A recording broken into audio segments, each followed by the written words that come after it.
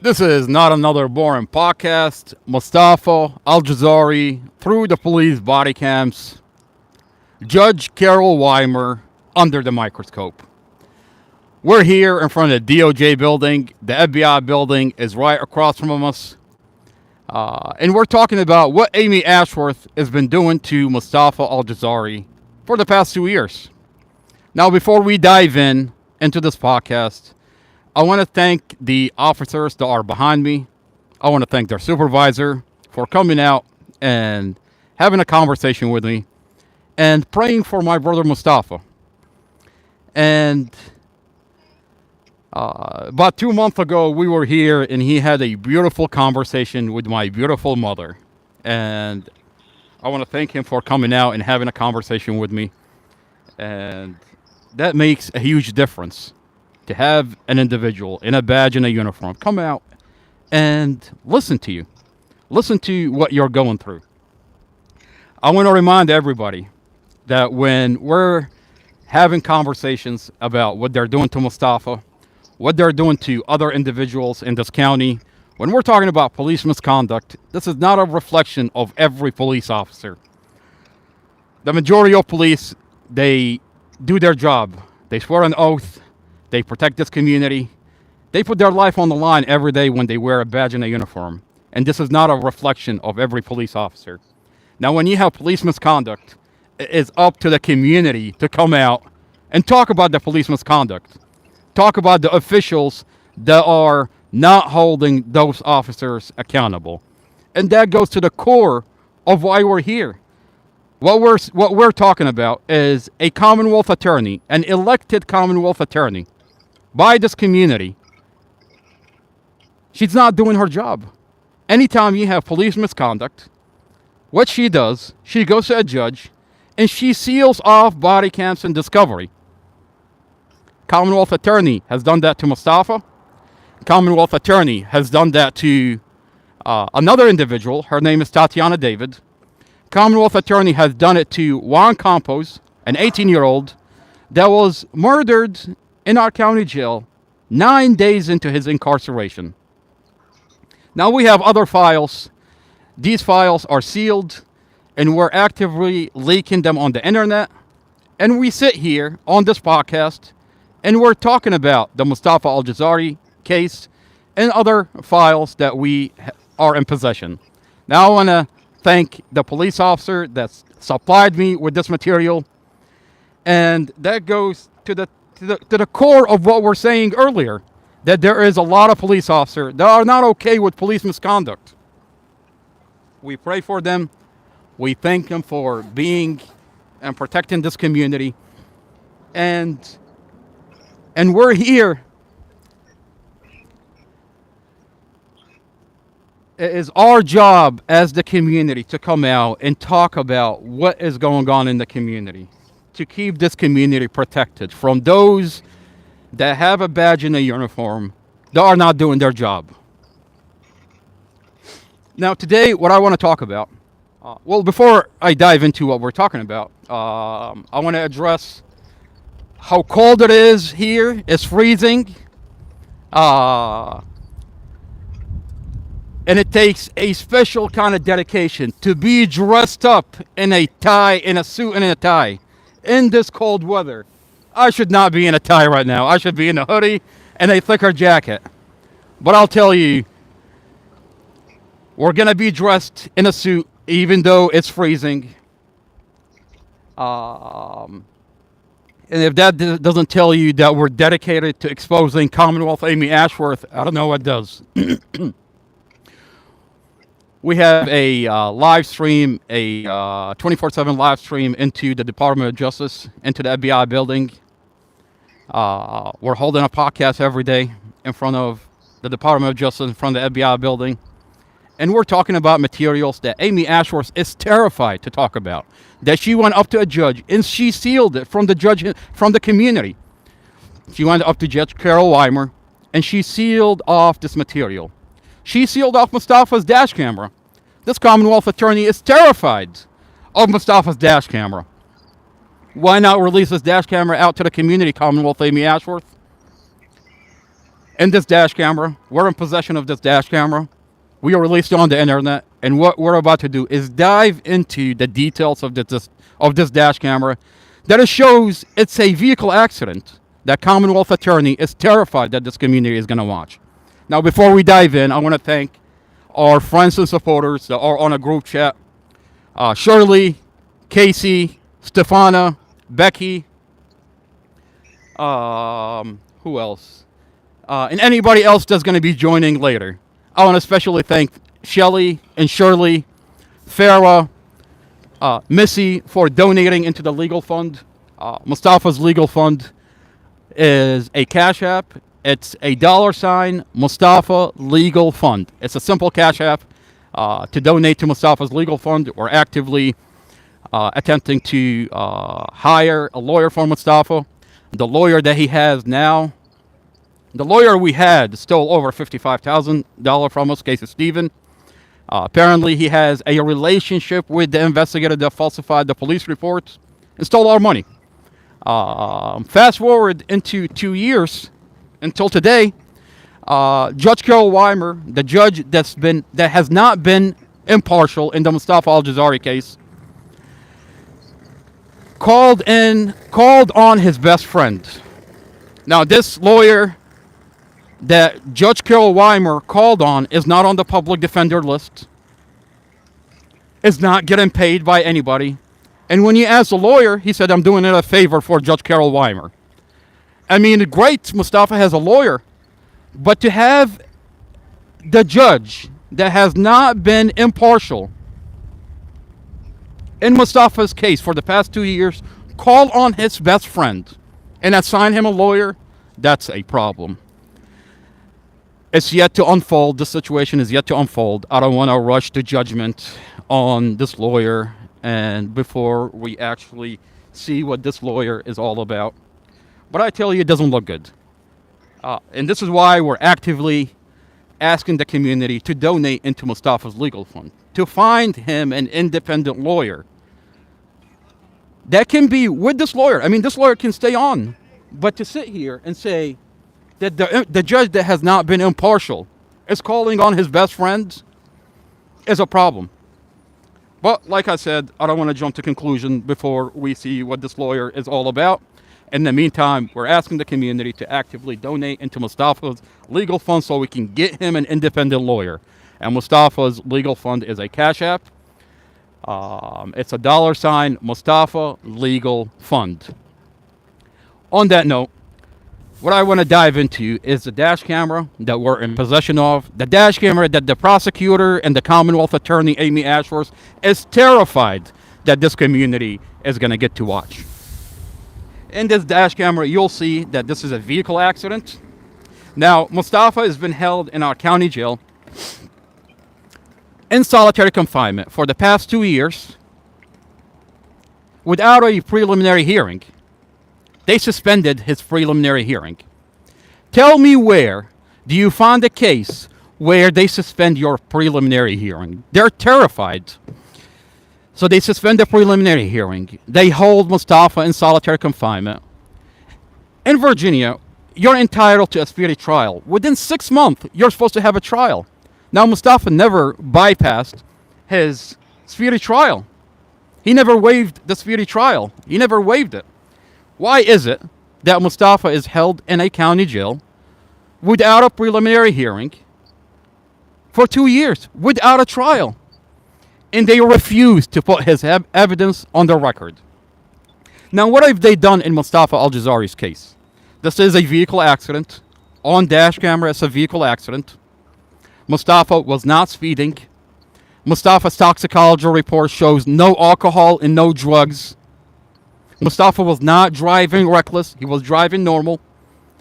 This investigator falsified Mustafa's statements on the police reports. This investigator wrote in his police reports, this is a phone call conversation that he had with Mustafa. My other brother, Muhammad, recorded that phone call conversation. What this investigator did, he wrote in his police report that Mustafa told him, I was angry at my girlfriend inside the vehicle I was arguing with my girlfriend inside the vehicle. Mustafa never said that. There is a recording of the phone call conversation. And what they've done is they falsified that police report. They falsified the warrant and wrote, you told us that you were angry and arguing with your girlfriend inside the vehicle. And what they've done at that time, they charged him with manslaughter. Because at that point, it is manslaughter. The fact that once you write in the police report that you were arguing, you were angry, then it's manslaughter. That's how they got away with charging Mustafa manslaughter. But without falsifying those statements, you can't charge Mustafa with manslaughter. This is a vehicle accident. It's on dash camera. It's a vehicle accident. The police mechanic inspected the vehicle and found brake failure, found transmission failure, that the drive shaft disconnected from the engine. This is mechanical failure. Mustafa's foot was on the brake the whole entire time. There are skid marks from him braking, from him attempting to brake. The vehicle didn't stop. There's brake failure. The mechanic found the back passenger caliper did not work. The front passenger caliper did not work. There's brake failure. Now, his toxicology, no alcohol, no drugs. He's not speeding. There's brake failure. He's attempting to brake the whole entire time. There's a body cam on scene where the investigators say that Mustafa did everything he can to avoid a vehicle accident, and all these are his skid marks. Now, the investigators on scene on their own body cam are admitting this is a vehicle accident. But Commonwealth Attorney Amy Ashworth sealed off the body cam. But today we're in possession of that body cam, and we released it on the internet. So everything shows this is a vehicle accident. But what they've done is they falsified Mustafa's statement on the police report and then charged him with manslaughter. Now, at that point, at that time, we went to Internal Affairs and supplied them with the recording. Can you guys hear me better? Is it louder? Can someone on YouTube tell me if you can hear me better?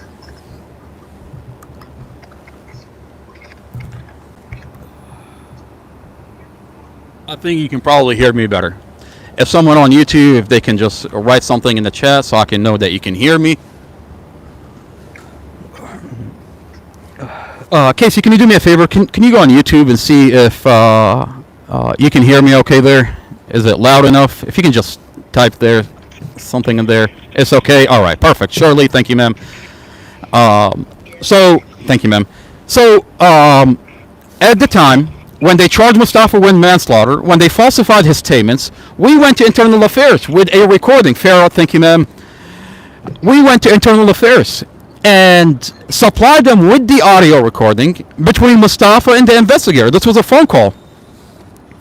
Internal Affairs, First Sergeant Sean Shelton, called us and told us that he called Commonwealth Amy Ashworth and notified her of the falsifications on the police report. And that the chief of police is heavily looking into this investigator. Now, 5 days later, by the way, this phone call is recorded. We have it posted on the internet, on our YouTube, on our TikTok. Now, 5 days later, Commonwealth Amy Ashworth dropped the manslaughter and she raised it to murder, retaliating against us going to Internal Affairs. And in the process, correctional officers would go into Mustafa's cell. 6 giant correctional officers go into Mustafa's cell, beat Mustafa, sexually assault Mustafa, and deny him medical. They're retaliating against us, talking about Mustafa's falsified police reports, Mustafa's false arrest.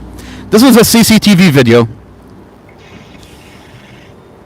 that shows Mustafa getting carried unconscious from one cell into another cell by 6 giant correctional officers. He's half naked, he's unconscious, and he's getting carried to another cell where they strip him completely naked, sexually assault him, beat him, and then deny him medical. Now, 2 years ago, a year and a half ago, just about, I went to Sheriff Glen Hill, the sheriff in charge of the jail.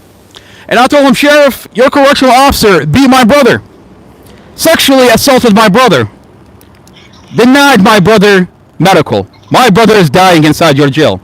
Those videos are on the internet.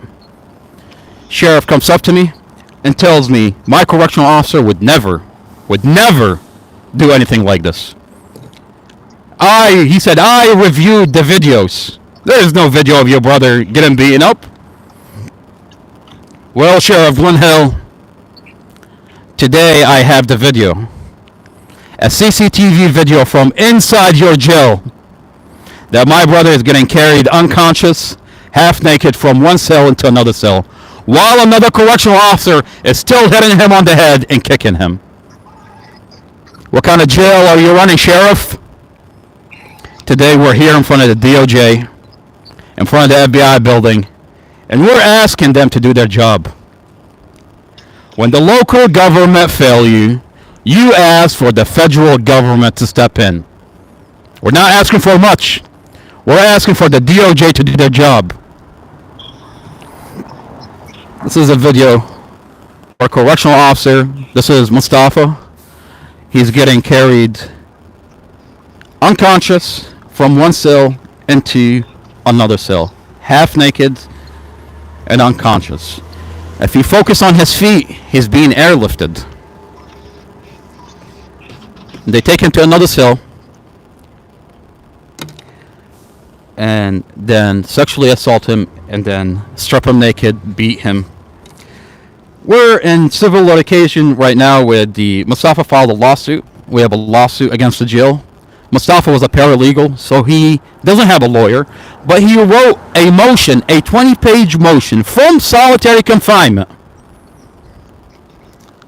to continue his case to the discovery. In the discovery, we're going to have more videos of the other cell where he was carried to, where he was stripped naked. This is Mustafa's picture. His head, this is 2 weeks after the beating. His arm is 3 times the size of a normal arm. He's got cuts, bruises. His head is all bumpy. A year and a half ago, we came here to the Department of Justice. We filed with the Department of Justice, and the Department of Justice assigned 3 FBI agents out of Manassas. Local FBI agents out of Manassas. Special Agent Lindsay Coulter, Special Agent Samantha Adam, Special Agent Supervisor Huckle. And at the time, they said they've investigated, and they said nothing happened. That there are no videos inside the jail. There's nothing that happened to your brother. Your brother is okay. They called us into the Manassas field office. And we sat down with them, and they said, your brother is okay. There is no video of your brother. There is nothing that happened to your brother. As a matter of fact, there are no videos. Well, Special Agent Samantha Adam, Supervisor Huckle, we told you at the time, did you x-ray my brother, his injuries? Did you take my brother to the hospital? Did you do a sexual kit now that we're telling you that he's sexually assaulted? They've never done any of them. As a matter of fact, when we told them this in the Manassas field office, he got frustrated and we ended the meeting. He said, this meeting is over and you'll never hear from us again. He kicked us out of the office. Now, we stand here today. We have the video where the FBI, the local FBI, covered up for the jail. Why is my brother getting carried half naked from one cell into another cell, unconscious? Where is the FBI that saw this video and said it doesn't exist? I understand the Prince William County Adult Detention Center is a private jail. There's a lot of money that comes into the county through that private jail. Does the local private jail have a relationship with the local FBI that when situations like this happen, they cover up, they get involved only to cover up what really happened, and they tell the DOJ nothing to see here? That's what they did. And in light of the new evidence that we have, in light of the video, the CCTV video that we have, we're back here at the DOJ. And we're telling the prosecutor from the DOJ that the local FBI lied to you, sir. They told you nothing to see here. Well, why do I have a video that my brother is getting carried unconscious from one cell into another cell? Half naked. Why, sir? What did your FBI do when they got involved? We're filing new complaints with the DOJ and we're asking them to do their job. Now you're talking about a pre-trial detainee who in the process of us talking about his falsified police reports gets beaten up, gets sexually assaulted, and denied medical. Mustafa is deteriorating slowly inside of our county jail. This is a pre-trial detainee. And we have all his evidence that this is a vehicle accident, that they falsified his police report. And now the county is terrified. It's terrified because they tried to seal off his discovery, his body cams, his own dash camera, and they miserably failed. That is all over the internet. And the community is watching that Commonwealth Amy Ashworth, her police officers, engaged in police misconduct. That we have evidence that she covered up the police misconduct. I mean, her job is to hold those police officers accountable. Chief of Police Peter Newsham, his job is to hold police officer accountable when they engage in police misconduct. But instead, they covered up the falsified police reports. And they covered it up by getting a seal from a judge. On that note, let's dive into the dash camera that Commonwealth Amy Ashworth is hiding. She's terrified that the community is watching this dash camera. This dash camera shows it's a vehicle accident. Commonwealth Amy Ashworth, a year into Mustafa's incarceration, she released a deformed version of a dash camera. She cut 5 seconds together, chopped up the dash camera, put it together, and she said, "This is the dash camera." No, ma'am, it's not. You can't chop up the dash camera and release a deformed version of it and say, "This is the dash." Why not release the full dash camera and let the community see for their own? See the dash camera. Look at this dash camera. You're terrified. Now, not only did she seal off the dash camera, we have evidence that this police department cut and muted and edited this dash camera. The police department position is that this dash camera does not have audio. And they've been saying it for 2 years, that this dash camera does not have audio. They went as far as say that we have a lip reader. Well, when we open the discovery, we find a document in the discovery that the officer that handled the dash camera, Officer Zymus, her name is Officer Zymus. She's with Digital Forensic in Prince William County. She's the one that handled the dash camera. She wrote in the report that this dash camera has audio. And the audio is on the SD card. They're in possession of the dash camera. She says this dash camera has audio, and the audio is on the SD card.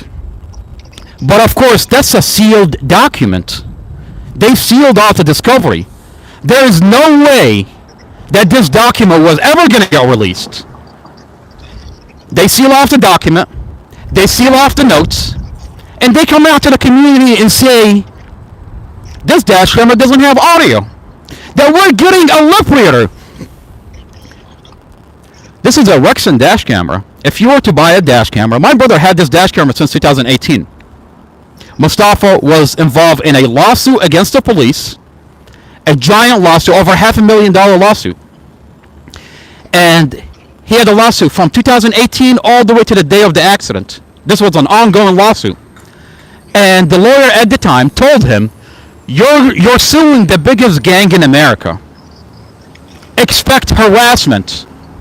So my brother has a dash camera. Whenever he gets harassed by the police, gets pulled over, blah, blah, blah, he's documenting it. This is a very expensive dash camera. If you were to buy a dash camera, you would go to Best Buy. You wouldn't go to Amazon. You wouldn't go to Walmart. You would go to Best Buy. You would buy the best dash camera. It's a Rexon dash camera, a very well-known brand. It's about $500. This dash camera has audio. It has a camera facing outward. It has a camera facing inward. This dash camera has audio.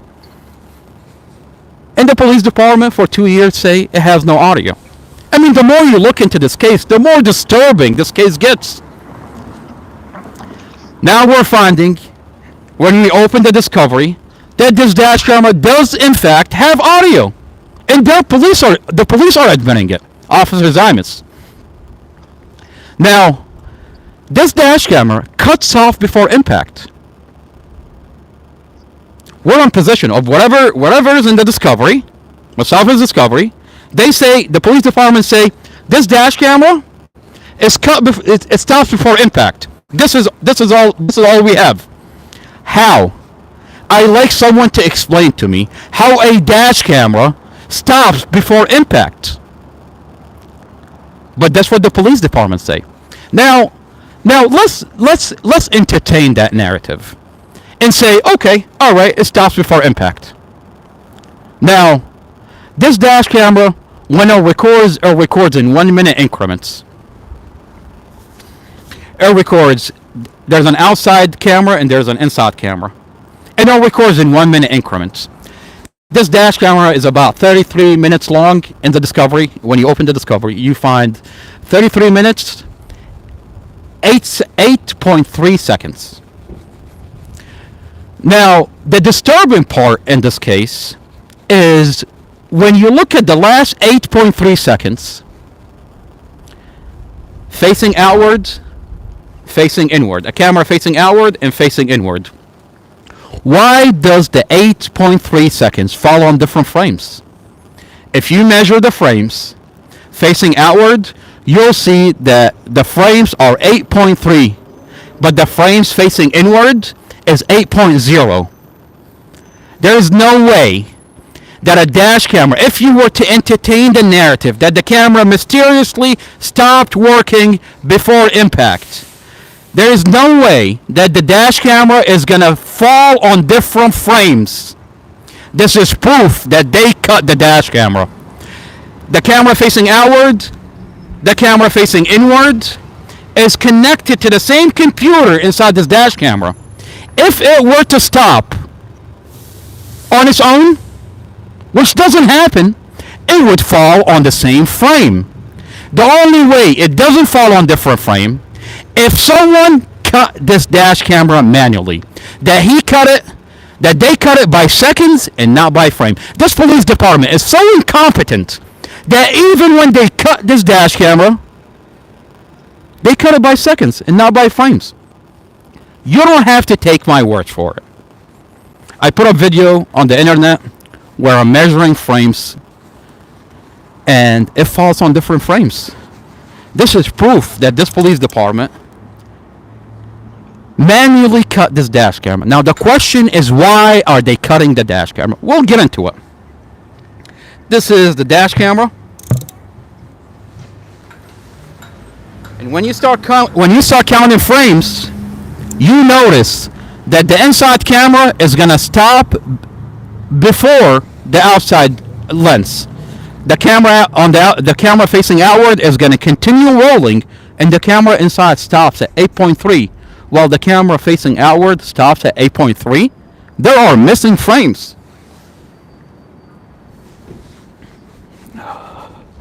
You see the camera facing inward, camera facing outward, and you'll notice the camera facing inward stops while the camera facing outward continues rolling. The question is why? Why is this camera cut? Now, the police department narrative is that Mustafa did not have a lot of reaction. He had some reaction. Now, when you watch the camera, you see that Mustafa, his mouth began to open, and then his mouth began to open more, reacting to the vehicle accident, and then you notice that he's sticking out his tongue in panic. And then the camera cuts off. Just when he begins to have a reaction. And the fact that this dash camera cuts off on different frames, this is why they cut the dash camera. They want to go with the narrative that Mustafa did not have a reaction. You cut the dash camera. You, the police department, cut this dash camera. But you're so incompetent that you cut it after Mustafa is reacting. Mustafa is already reacting to this vehicle accident. What, it's not good enough for you that his jaw is open? It's not good enough for you that his tongue is sticking out of his cheek in panic? He's the driver. What do you want him to do? Throw his hands in the air? He's controlling the vehicle. He's attempting to control the vehicle that, according to you, inspected the vehicle and found brake failure, found transmission failure. I have a police body cam that's sealed off by the county that shows that this vehicle had brake failure. This is a police mechanic inspecting Mustafa's vehicle while having the investigator press on the brake with a bar, and he turns a tire. And at one point, the tire the tire continues turning. That means brake failure. The tire doesn't stop. Even when you're hitting the brake, the tire doesn't stop. Mustafa's back passenger caliper, Mustafa's front passenger caliper, the tire kept going even if you hit the brake. This is brake failure. Functioning problem, but you need to remove the calipers for that. Okay. As long as we can make sure that whoever put them on look like they did them correctly and look like they're not causing any issues, then I'm okay without the calipers coming off.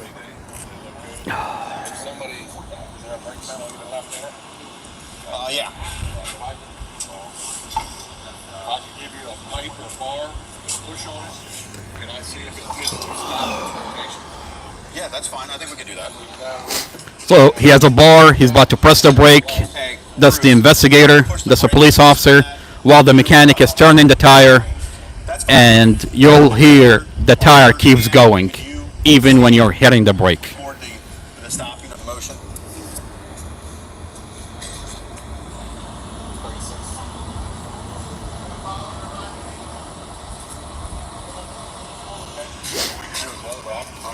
No, it's fine.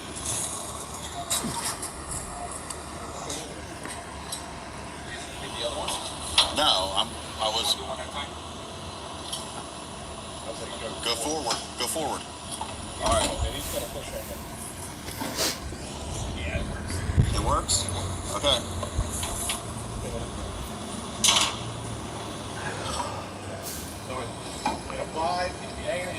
Okay. Yeah.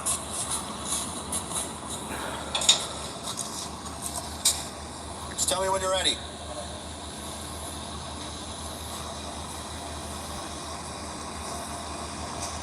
You ready?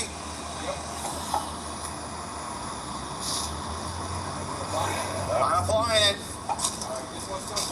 This one keeps going. That one's still going. Okay. I'll put a visual on that too. Okay. That's fine. So the front driver works, the back driver works, but the back passenger and the front passenger does not work. This is brake failure. This is about an hour-long body cam. In that body cam, they go and inspect the transmission. The drive shaft disconnected while Mustafa is driving. While Mustafa was hitting the brake, the drive shaft disconnected from the engine. Now, this is major mechanical failure. You have the brake failing, you have the drive shaft disconnecting. The computer inside the vehicle shows that Mustafa's foot was on the brake the whole entire time. As a matter of fact, when you watch the dash camera, Empress, 5-year-old Empress in the back, she shifts forward twice. Mustafa hits the brake. The vehicle dropped from 55, which is speed limit. His speed limit is 55. It dropped from 55 to 35, but the vehicle would not stop. There are skid marks before the intersection, all the way to the vehicle accident. As a matter of fact, one of the investigators on scene says that Mustafa cleared all the vehicles. These are all his skid marks. He did everything he can to avoid a vehicle accident. Now, that's the investigators on scene are saying it. But of course, once they find out who they're talking about, this is the guy that's suing us. All of a sudden, it's not a vehicle accident. All of a sudden, they're falsifying police reports. Let's watch the dash camera where the investigators on scene admit this is a vehicle accident.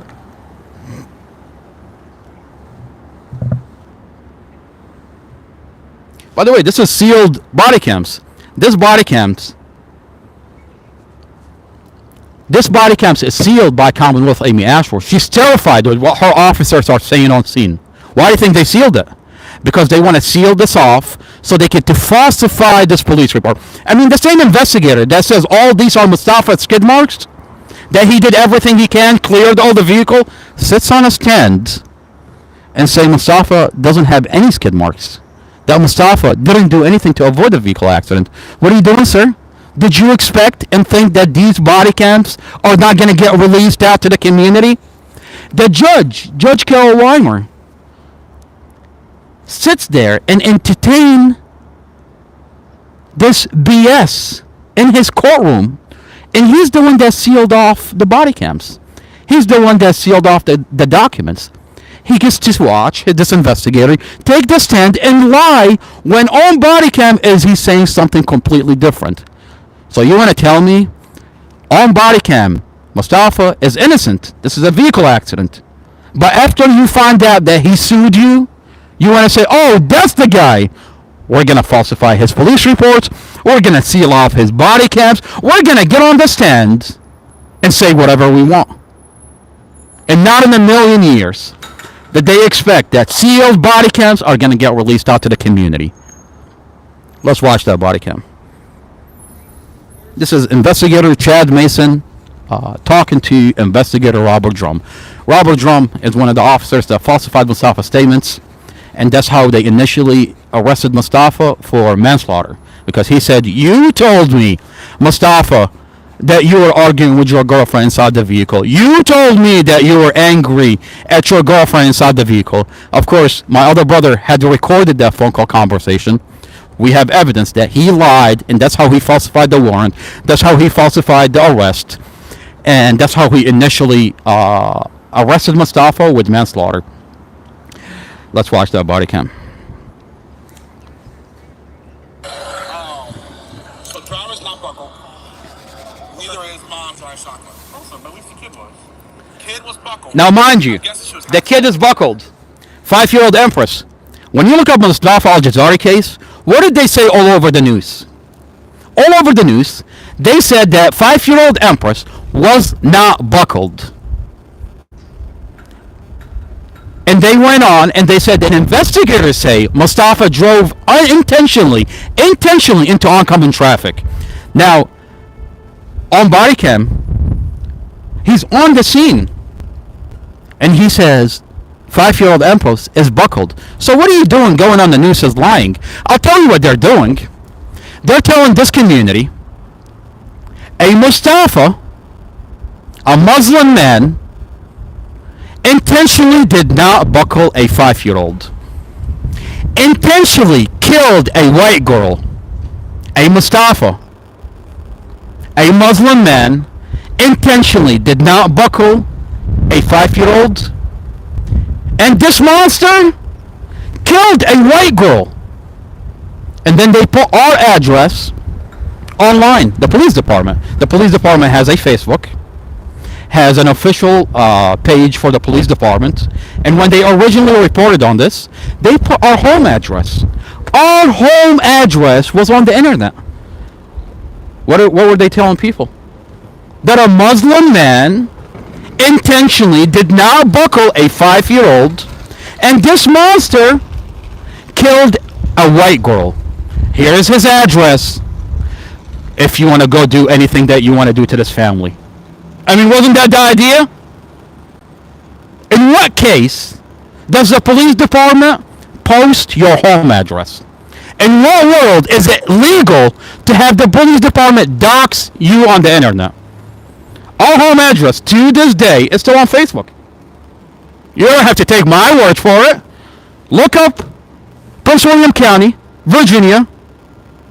Look up Mustafa. You'll see the original post on Facebook. Our home address is on Facebook. But on body cam, what do they say? Oh, the baby is buckled. But they go on the news and lie about it. Because that whole side's too large. She was buckled. Yeah. You know, another note, So they'll be coming in tomorrow. another interesting note is this investigator, Chad Mason, says Mustafa was not buckled. His girlfriend was not buckled. The baby is buckled, but they're not buckled. They're charging Mustafa with murder.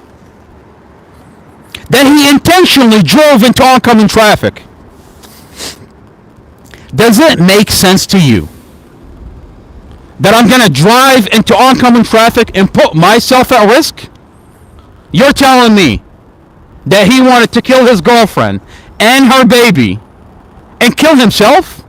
Now, mind you, you're talking about an individual that does not have a history of mental illness.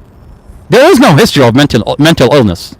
As a matter of fact, Mustafa had a small business, a beautiful physical therapy equipment business. I had a company contracted at the military base, and Mustafa is contracted with me. This is his. I have his contractor ID at Quantico Marine Base.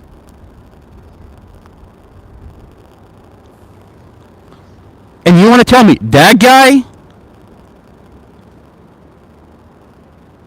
is doing what exactly?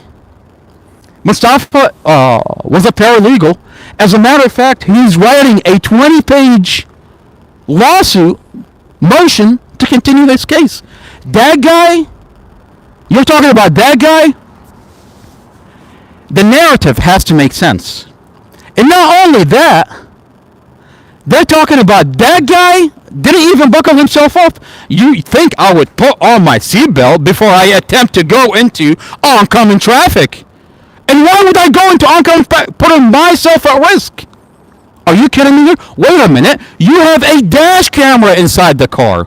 Wouldn't you think I'm going to remove this dash camera? I'm about to commit this crime. The narrative doesn't make sense.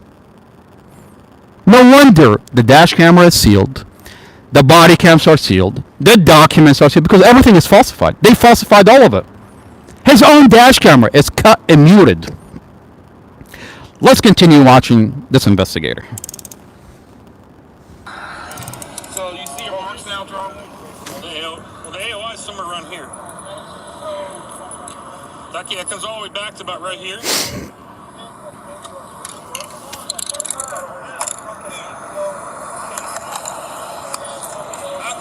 Did. He was in that y'all, he just continued to spun her around, almost in place. Because your marks end right around in here. So figure that away. So I mean, those are definitely theirs. AOI somewhere. It doesn't come off till here. So you think that's the free tire? I think so, because it comes here and rotates. What's causing the infinity mark right here by this AOI? Well, this is spinning, but it only spun once. Because that's all the drag marks from the front right. That's all fucked up right there.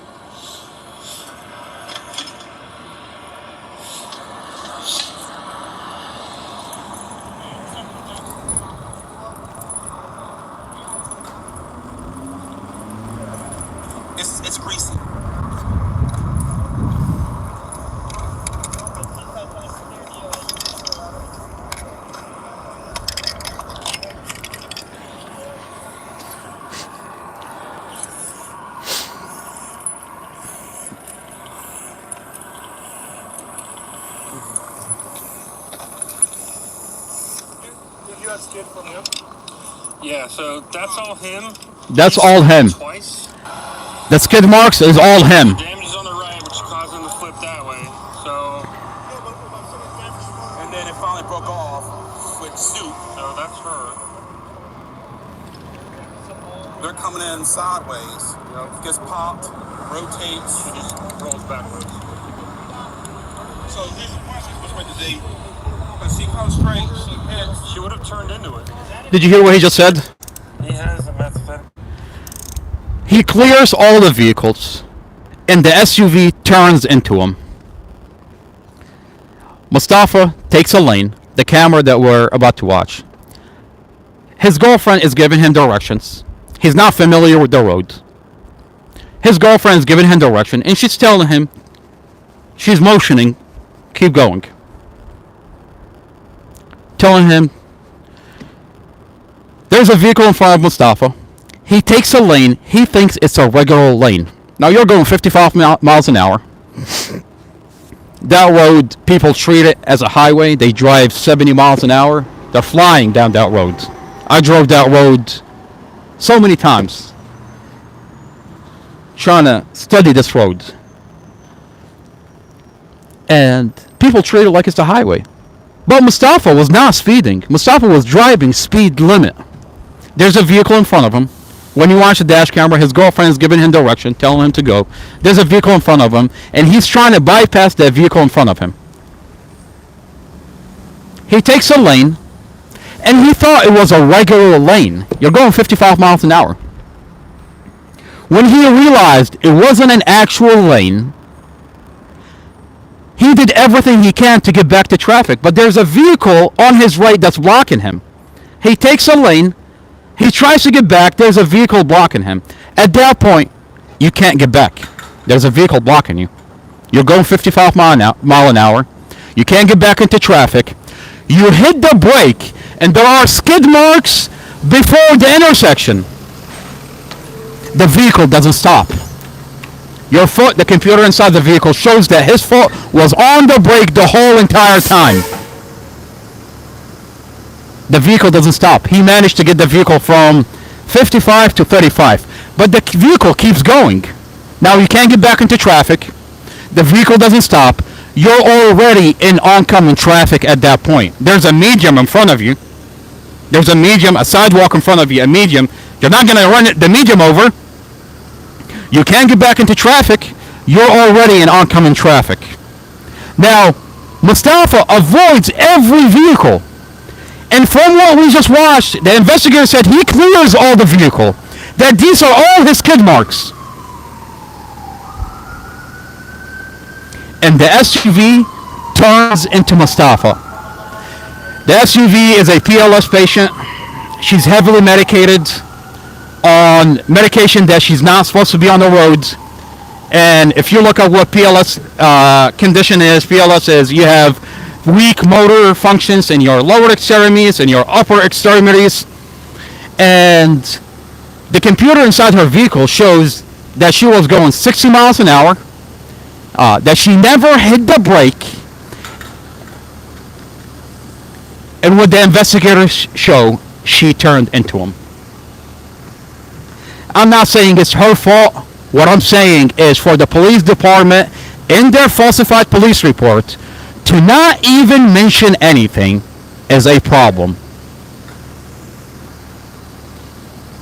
She has a role that contributed to this vehicle accident. If she hadn't turned into him, Mustafa cleared all the vehicles.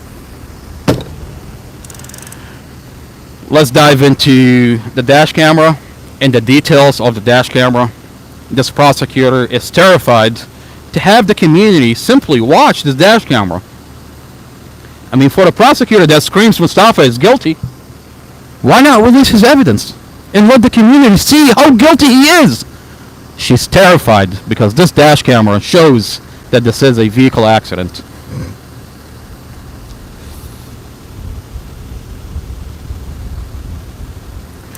This is moments before the camera is cut. And if you pay attention to Mustafa's facial reaction, His jaw begins to open.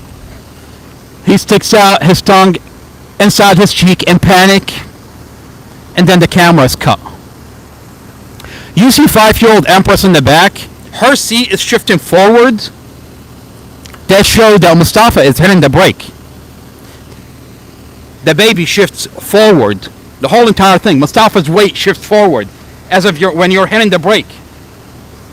Twice. 5-year-old Empress shifts forward twice. The computer inside the vehicle shows that Mustafa's foot was on the brake the whole entire time. But there's brake failure. And the police body cam that we just watched, this is their police mechanic admitting brake failure.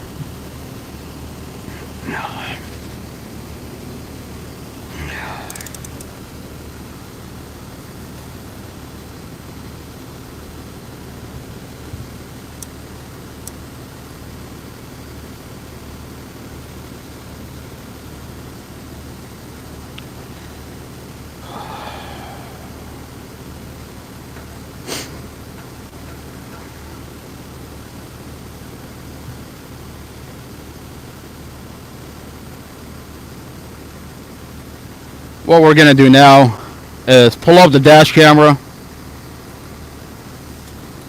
and watch the details that Amy Ashworth is terrified that this community is going to get to watch.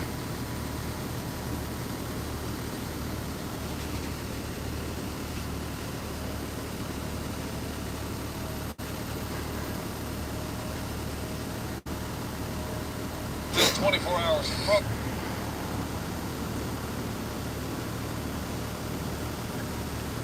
Shelly, Char, Casey, hello. I have a habit. I have a really bad habit of tuning everything out, forgetting everybody, and I really got to work hard at involving everybody. You guys are doing okay? Look, I hope I'm not that boring, okay? I know it's called Not Another Boring Podcast, okay? I'm putting everybody to sleep.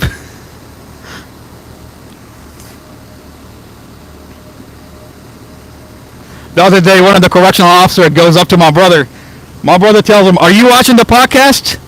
Mustafa is telling the correctional officer, "Are you watching the podcast?" The correctional officer tells him, Yeah, I'm watching it. It's called Not Another Extraordinary Podcast." No, he said not another ordinary podcast. I was laughing.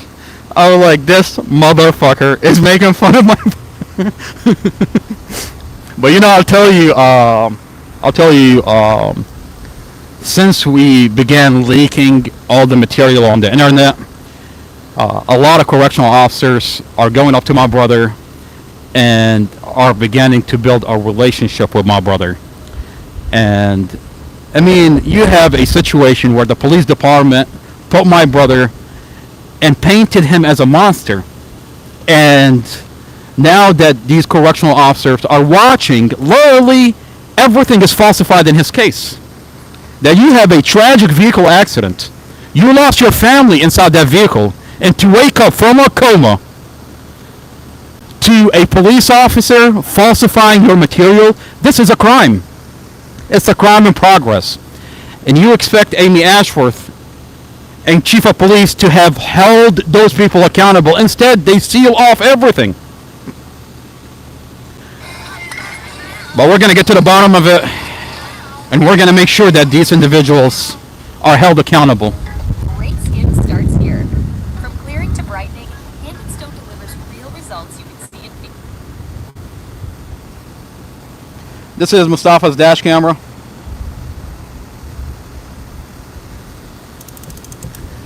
You see that Mustafa is going to get in his vehicle, and he's waiting for his girlfriend and 5-year-old Empress to come out and come into the vehicle.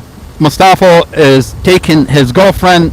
It's her anniversary. It's her mom. She's visiting her mom at the gravesite. And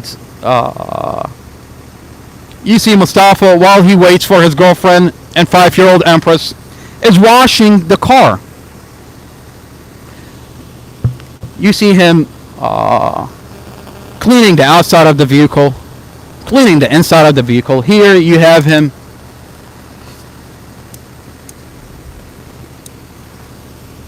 at one point you see him perfume, he take out a bottle of perfume himself, perfume his car seat, perfume 5-year-old Empress seat, perfume the back seat, 5-year-old Empress car seat, and just cleaning the car while he waits for his family.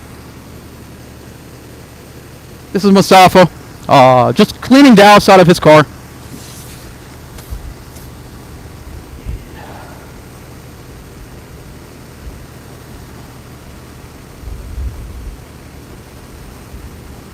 And the question here is, this prosecutor is so terrified that the community is going to watch the details of this dash camera. I mean, the more you watch this dash camera, the question is, the police department narrative doesn't make sense. They want to say that he intentionally crashed his vehicle. What do you mean? You're telling me, I mean, there are details in this dash camera that's mind-blowing. You want to tell me that guy is doing it intentionally? How? He spends, while he waits for his girlfriend, here you see him take out a bottle of perfume, his perfuming himself. You see him perfume his girlfriend's seat. You see right here, he's going to perfume his girlfriend's seat.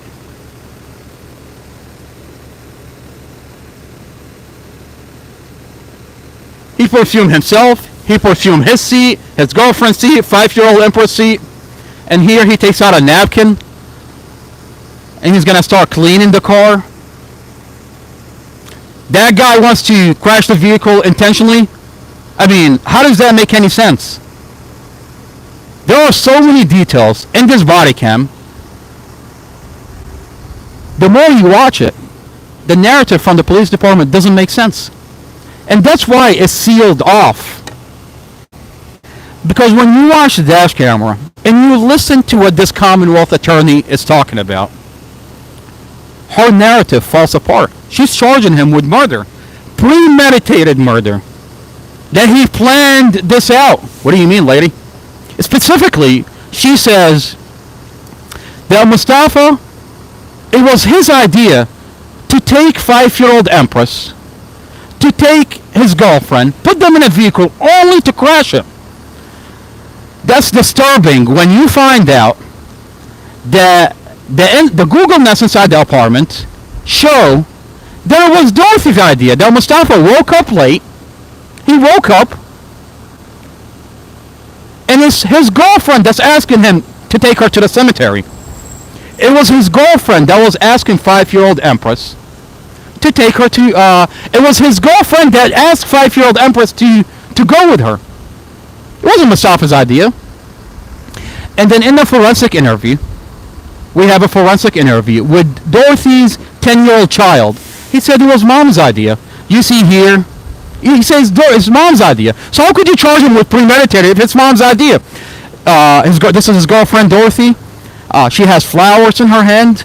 And what you noticed is Mustafa is going to gesture to his girlfriend to make sure the baby is buckled. He noticed that the baby was not buckled. So he tells her to go and make sure the baby is buckled. And then Dorothy gets out and she buckles the baby. So when they said on the news that the baby was not buckled, that's a lie, because on dash camera, the baby is buckled and mom is the one that buckled the baby. Of course, at the time, they sealed off this dash camera and they lied to the community. They just flat out lied. I mean, if it wasn't for us releasing this on the internet, see right here, he's telling 5-year-old Empress, look, she's gonna press the Bluetooth for him.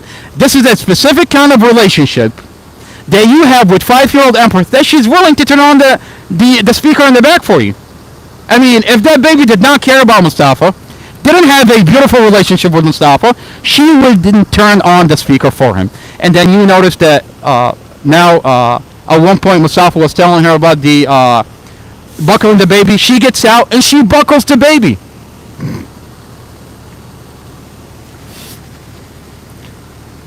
It is freezing here. I am freezing. But Amy Ashworth, I'm going to expose you on a higher level, ma'am. I've got your dash camera. I've got your body cams. I've got your discovery.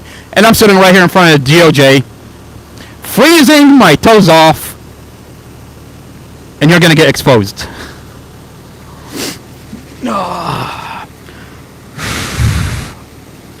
Okay, so she just buckled the baby. She gets back in the car. And they're on their way to Dorothy's mom's anniversary. Mustafa's taking her to the gravesite. So it's a very emotional day for Dorothy. Now, mind you, Dorothy has cancer. At one point, they went to I think she has like some toothache. I don't know what's, she went to the dentist. But overall, it's a very emotional day for her.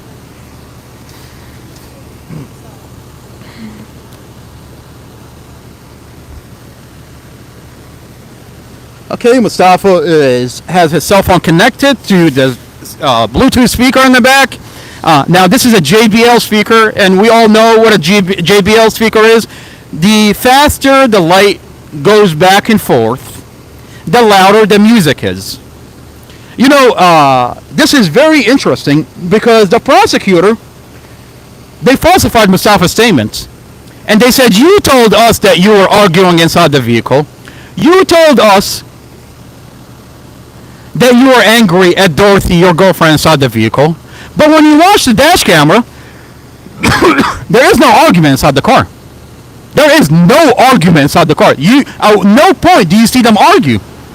As a matter of fact, the recording from the phone call, Mustafa never said what this investigator claimed he said. They fabricated the whole thing.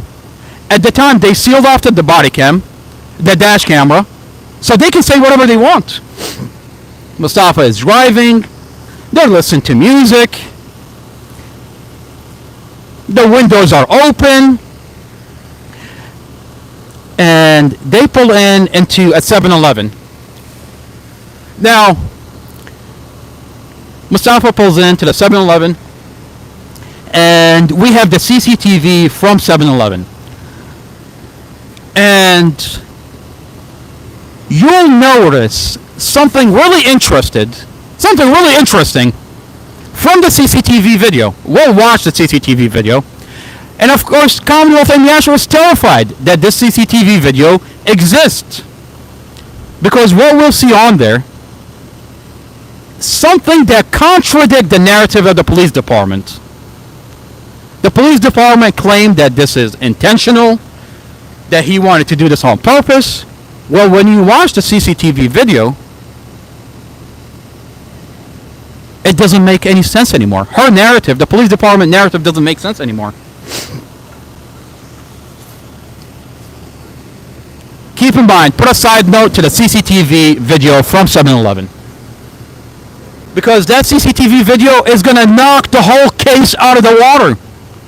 How could you say that he's doing it on purpose when you have a CCTV video that shows what it shows? We'll watch it in a second. I know there's a lot of suspense being built up. So here, he's driving. They're going to drive to 7-Eleven.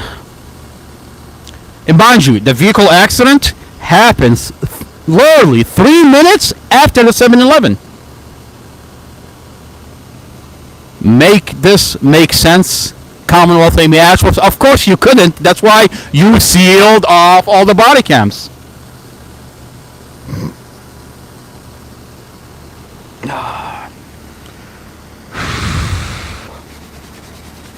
Okay, so he pulls into the 7-Eleven. And go time. We're going to watch the CCTV from 7-Eleven. Amy Ashworth, I have your CCTV video.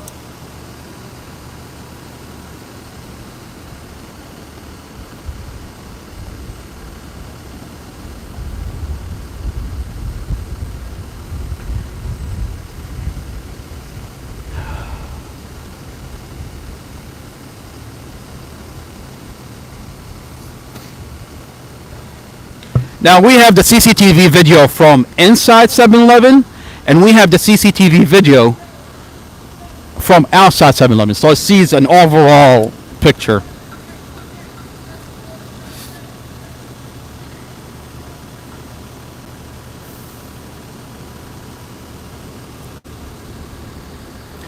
This is a CCTV video from inside 7-Eleven.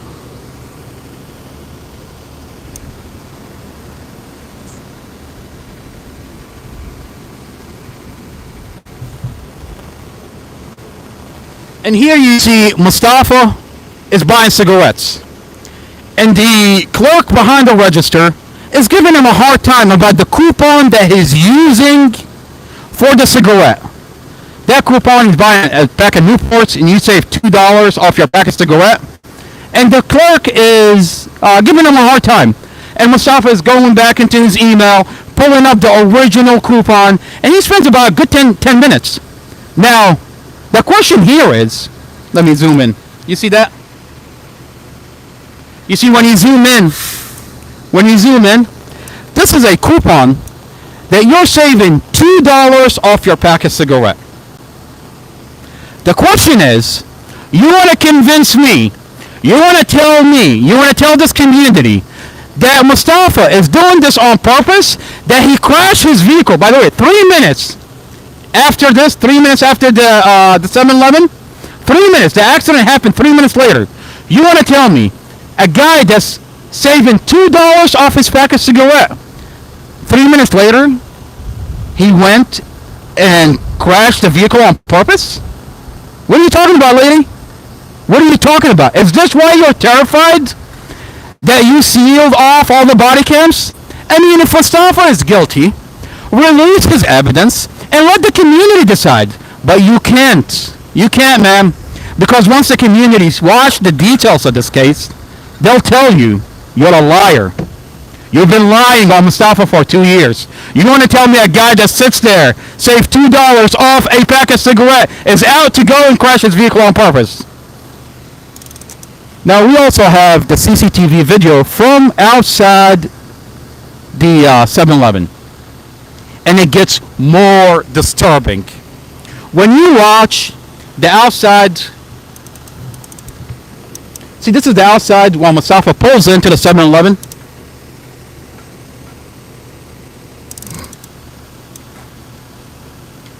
When you zoom in, so there's a dash camera inside the vehicle that shows you what was going on inside the vehicle. And now that we have the CCTV video from 7-Eleven, you see what's going on outside the vehicle. When you zoom in,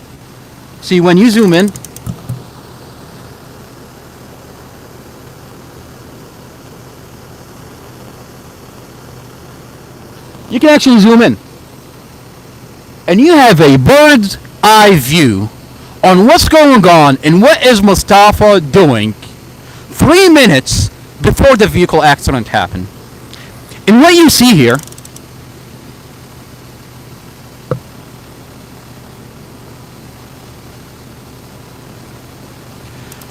you see Mustafa. Mustafa has a squeegee and he's washing his car. And he takes his time washing his car. There's a lot of pollen. Pollen is all over the vehicle.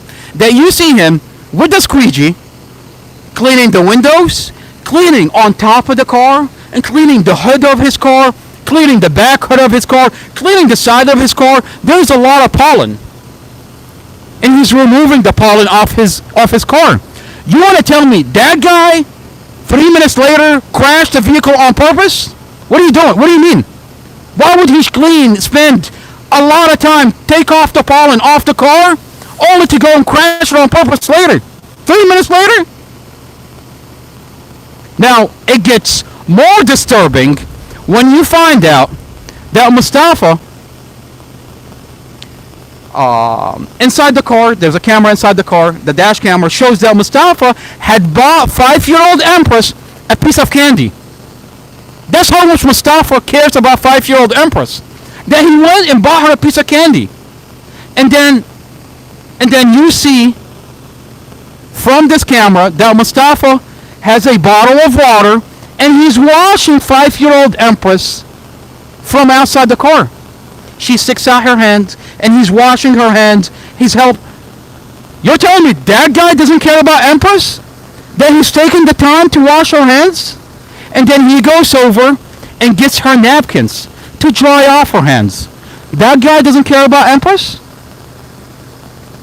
The Commonwealth Attorney says her narrative is that Mustafa hates his girlfriend, hates 5-year-old Empress, and that's why he's doing it. What do you mean, lady? What are you talking about? You have a CCTV video of a guy buying her candy, washing her hands, drying her hands. Wait until you see the home videos. By the way, this Commonwealth is in trouble because for the past 2 years, she's avoiding to acknowledge there's a Google Nest inside the apartment. Inside the apartment, Mustafa and Dorothy has a Google Nest. A Google Nest is video Google Nest. Every time Mustafa and Dorothy leave to go to work, they can make sure the kids are okay. This Google Nest is connected to his cell phone, to her cell phone, that they can talk to them, they can text them, they can see them on camera. I have the Google Nest. 3 days worth of Google Nest inside the apartment that shows Mustafa loves Empress.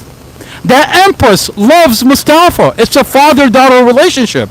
Mustafa loves Dorothy's other kids.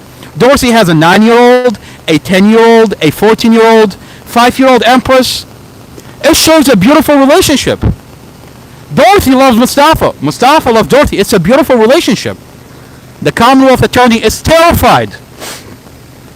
There is a Google Nest. She's avoiding. I mean, why avoid a Google Nest? I mean, you're the Commonwealth Attorney. You have an obligation to find justice. That's why you're a Commonwealth Attorney. To look the other way and pretend there is no Google Nest. I mean, my family went up to the Commonwealth Attorney at one point and wanted to give her the Google Nest. She called the police and had us kicked out of the office. This Commonwealth Attorney is in trouble and is terrified of the details. Here you have a CCTV that she's sealing off because she doesn't want the community to watch the details. You have Mustafa give the 5-year-old Empress candy. He's washing her hands. He's drying off her hands. He's sitting there with a squeegee removing all the pollen off his vehicle only to crash the vehicle 3 minutes later. Tell me a narrative that makes sense. If Mustafa was guilty, I wouldn't be here. My toes are frozen off. My fingers, I can't feel them. I have like a migraine. It's so cold that it's hitting deep into my brain. Like I have a weird migraine right now because it's freezing. I'm dressed up in this weather. I mean, you think I'm gonna sit here if Mustafa was guilty? I met Dorothy a month before the vehicle accident, 2 weeks before the vehicle accident. Beautiful, beautiful Dorothy, beautiful, beautiful 5-year-old Empress, beautiful, beautiful kids. She made me coffee. She laughed at how disgusting my coffee. I drink black coffee. She laughed at how disgusting my coffee is. How I drink my coffee. You think I'm gonna sit here if Mustafa did this on purpose? I have evidence, and you don't have to take my word for it because Mustafa is my brother. I have evidence that shows this is a vehicle accident. I have the dash camera. I have the body cams. I have the discovery. I'm actively releasing it on the internet. Put feeling aside. Put all of it aside. Tell me if this is not a vehicle accident. Tell me if this Commonwealth Attorney narrative make any sense. She says 3 minutes later he did this on purpose. What do you mean? This doesn't make sense anymore. Her narrative is falling apart. She's charging Mustafa with murder. The more you look into this case, the more disturbing it gets. And you find out that every police report is falsified. Let's go back into the dash camera here. Mustafa is just cleaning the car. He just got done washing Empress's hands, drying her hands. Inside the vehicle, you're gonna see that he's giving her a piece of candy. Let's go back into inside the vehicle.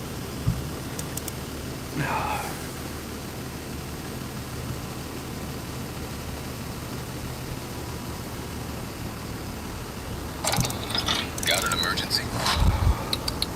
Send an SOS. Most Planet Fitness clubs are open 24 hours, so you can work out whenever. We're coming in early. Staying late.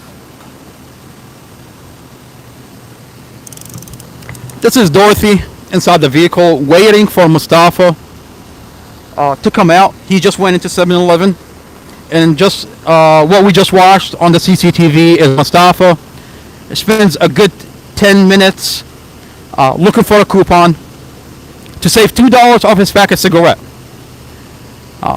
When he comes out, you'll see him inside the vehicle give 5-year-old Empress a piece of candy. That's how much Mustafa cares about 5-year-old Empress. Now, one thing that the Commonwealth Attorney likes to troll on the internet by sealing off Mustafa's documents is you'll see that Dorothy is rolling in a cigarette. And I love the comments on the internet. Oh, she's smoking weed. No, she's not. This is hemp. Hemp doesn't let you get it's not weed. Hemp is different. Hemp you don't get high off of. Weed you get high off of. Hemp you don't get high off of. It doesn't have the same chemicals in it. This is hemp. Dorothy has cancer. For the pain, she uses hemp. Now, Mustafa's toxicology, they did when Mustafa was helicoptered to the hospital. When Mustafa woke up out of a coma inside the hospital, the police did a toxicology report on Mustafa. The toxicology report showed no alcohol and no drugs on both Mustafa and Dorothy. Mustafa's blood toxicology does not have alcohol or drugs. This is hemp. But I love how the prosecutor likes to troll the conversation on the internet.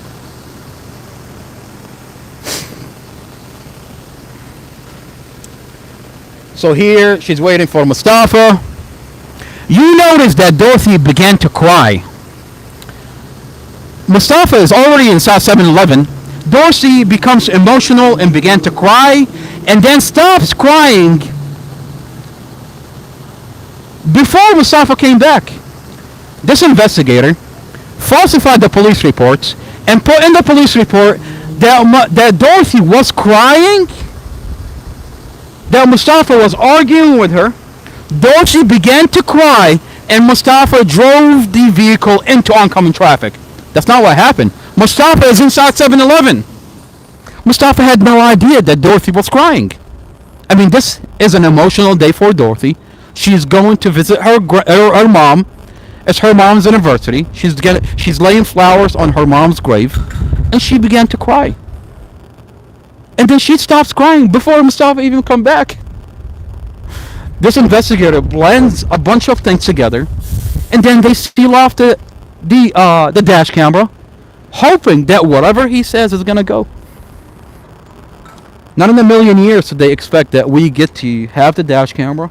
The dash camera gets released out to the community. That we can actually sit here in front of the DOJ and say we have the evidence that they falsified Mustafa's police reports. This investigator, this Commonwealth attorney, is in trouble. They're in a lot of trouble.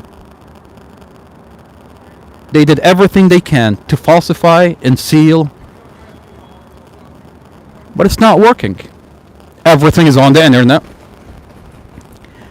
We're filing with the DOJ, and this county is going to get investigated. You see that boom box in the back, that music box, the speaker? When it slows down, the light slows down, that means the music is low, really low. Now you'll notice at one point it goes fast, or like really fast. It started going really fast. That means the speaker is really high. The question is, the window is rolled down. The speaker, the music is playing really high. It's going really fast, so the music is playing really high.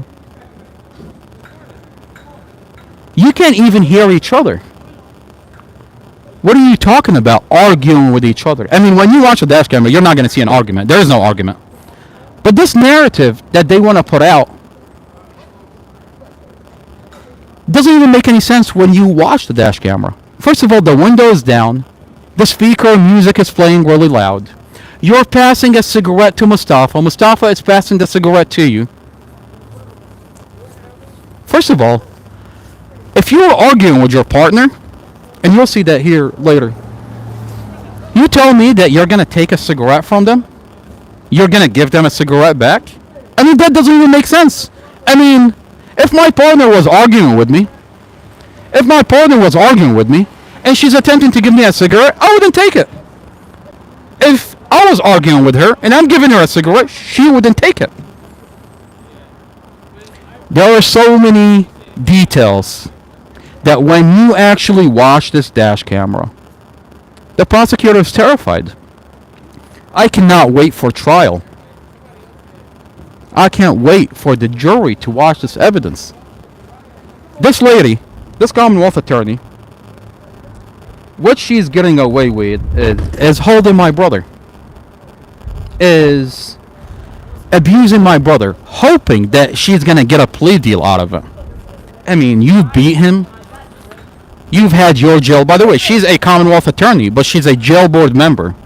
A jail board member, she's in charge of confinement inside this jail to make sure inmates are kept safe. That's her job. She has 2 jobs in this county.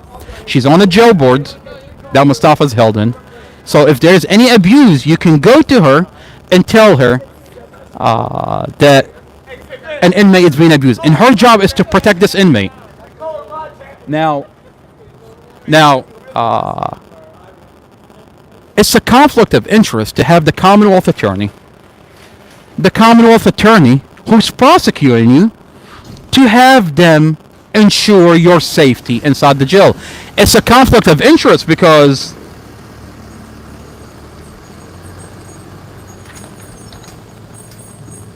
what happens inside the county jail is when you have abuse, she looks the other way. And she looks away. When we went to her and told her Mustafa was beaten up and abused inside the jail, she looked the other way. She didn't care. This Commonwealth attorney, it's in her best interest to have an inmate abused inside the jail, because now you have a situation where this inmate is so badly hurt, is so abused, that when she gives them a plea deal, he tells her, he's begging her for that plea deal.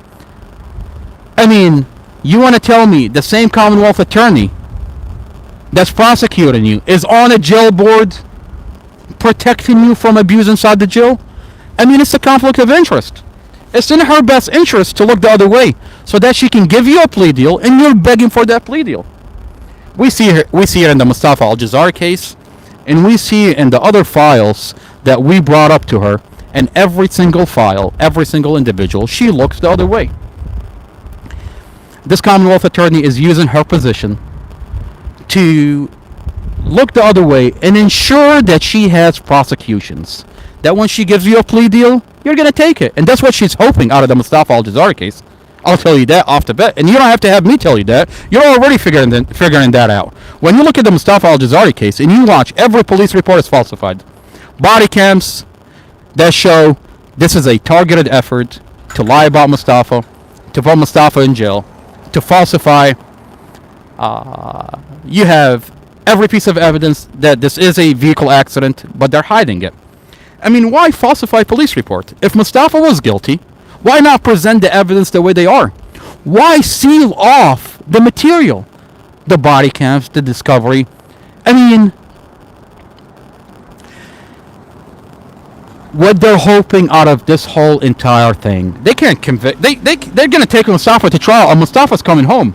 The minute the jury looks at this dash camera, Mustafa's coming home. The minute you look at his police report, Mustafa's coming home. What they're hoping is that Mustafa is so badly hurt, so badly abused, that this family is drained out of resources and money, that they're gonna, when Commonwealth Amy Ashworth decide to give out a plea deal, we're like, yep, lady, where do I sign? Not in a million years, lady. Not in a million years. I promise you, we're not gonna arrest until you end up in federal prison. What you've done to Mustafa and the files that I have on you with other individuals in this community, I'm gonna make sure you end up in federal prison. I know my brother's coming home. Mustafa's coming home. We have all the evidence that this is a vehicle accident. But God help you, lady. God help you. Because I have files on you that's gonna put you in federal prison. On that note, Mustafa is back from 7-Eleven. And you see here,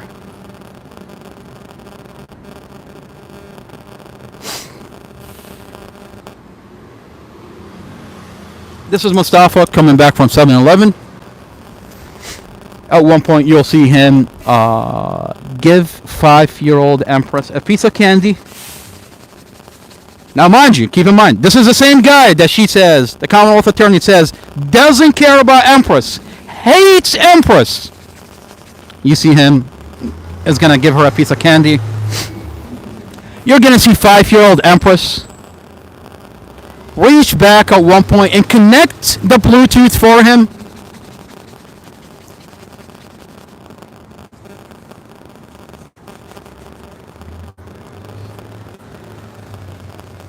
You see, he's gonna give her a piece of candy. That's Mustafa reaching over, giving her a piece of candy. You see it right there?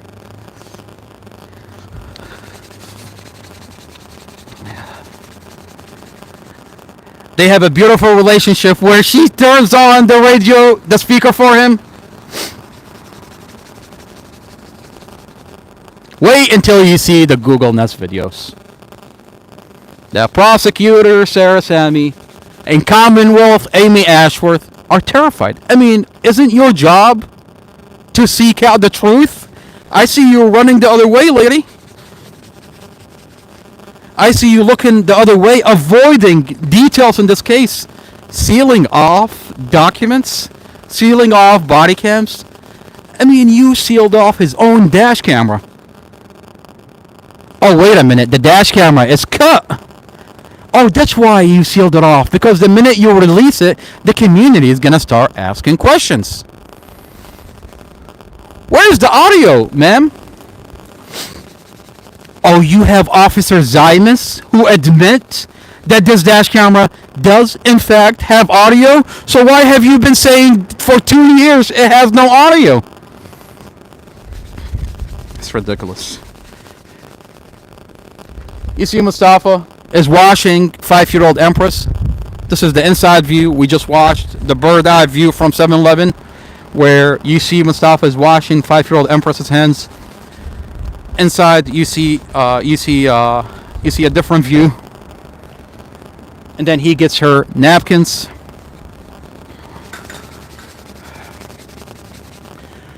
Oh, it's freezing.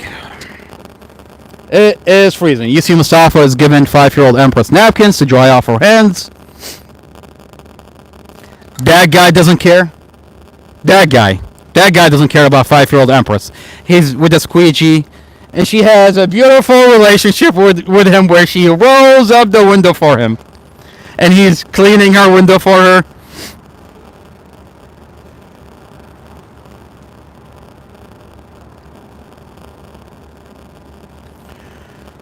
Oh.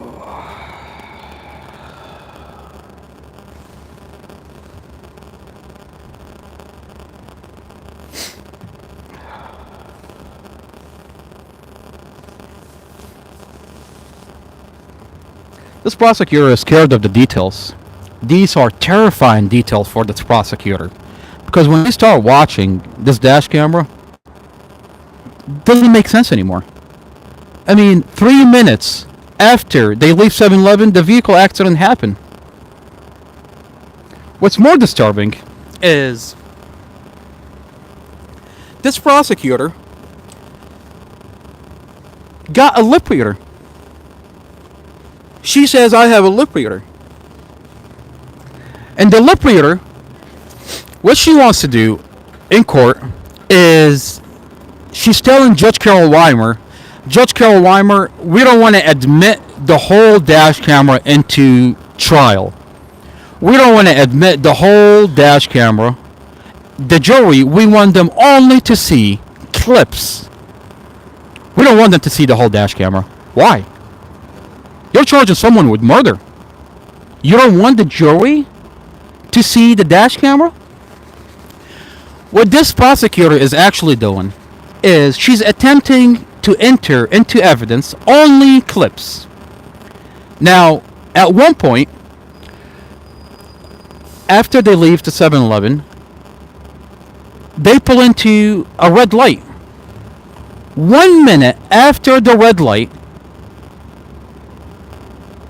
and they were at the red light for a while. Like, their red light took a minute for it to turn green. If Dorothy feared for her life, if there was any kind of argument, you wouldn't think that Dorothy would get out of the vehicle at 7-Eleven at that red light. I mean, 3 minutes after the vehicle, 3 minutes after 7-Eleven, the vehicle accident happened. 1 minute after they pull into a red light, the vehicle accident happened. Dorothy has so many chances to leave. I mean, and I'm asking you as a mother, if I'm addressing the mothers out there,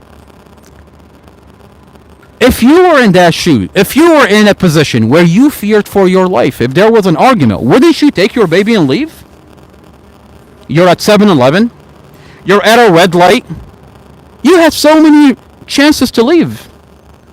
And you have, by the way, Dorothy has money in her pocket. The police found money. She has money. So it's not like she doesn't have money. And she just cashed out Mustafa money. I mean, you're telling me that they're arguing with each other, but she's cashing out and sending him money? That narrative doesn't make sense. And the most disturbing part about the whole entire case is you pull into a red light. 1 minute later, the vehicle accident happened. After the red light, you see Mustafa asking Dorothy for direction. Mustafa doesn't know the area. And you see her gesturing in her hand, giving him direction. This is 1 minute. Within 1 minute, the vehicle accident happened. They want to remove the whole dash camera. They want to cut out the part where she's giving him direction. And they want to play the seconds right after she gives him directions. And they say, we have a lip reader that says, Dorothy said, I want to get out of the car. Empress is in the car. What? What are we talking about here? So you want to, because once you put the full dash camera, what the lip reader is saying doesn't make sense. You're at a red light. You're at 7-Eleven. You're at a red light. 1 minute later, within a minute, you're giving him direction. You want to cut that part out, but you want to say your lip reader is reading Dorothy's lips, and she said, I want to get out of the car. I can get you a million lip reader that will say two different things. A lip reader is not 100% accurate. I can get you one lip reader that will say this. I can get you another lip reader that says this. I can get you a third lip reader that says something completely different. But to cut out the dash camera, because you're terrified now that your lip reader and what that lip reader is saying doesn't make sense after you watch the dash camera, is disturbing. Why do you think everything is sealed? Everything is sealed from you. Everything is sealed from the community, because once you listen to the narrative, once you listen to what they want to do, it doesn't make sense anymore. You want to remove the whole entire dash camera and put seconds and say, yep, I got a lip reader that says what I want her to say. But once you play out the whole dash camera, you realize that your lip reader is BS. Because it doesn't make sense that you're at a red light, 1 minute later the vehicle accident happened.